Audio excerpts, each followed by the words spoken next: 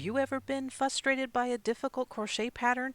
Well, I have. I even made this video to show you just how frustrating patterns can be. Let's look at some things in the pattern that can help you avoid that frustration. First off, make sure the pattern is written for crochet and not knitting. The pattern should be clearly labeled with a crochet hook. Then check the skill level of the pattern and make sure it matches your abilities. Then look for the different materials you'll need. Every pattern should include the type of yarn and how much you'll need. Be sure to take note of the yarn weight if you're looking to make any substitutions. Let me know if you want a separate video on that.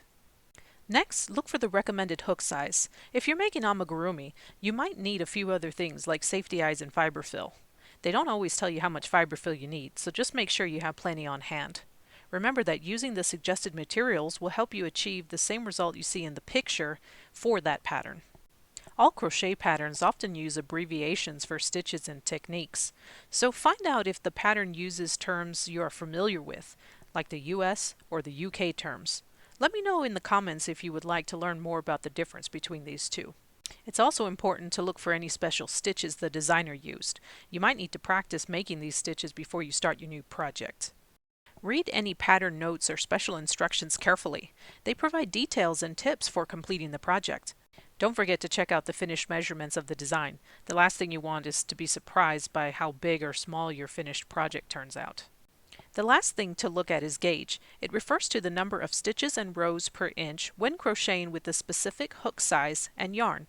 This helps ensures that your finished project will turn out to be the correct size as specified in the pattern. This is super important when making garments, but not as critical when making amigurumi. If the designer takes the time to give you this information, you should take the time to check your gauge before starting your project. Let me know if you want a separate video on that. I hope this video helps you pick your next crochet project.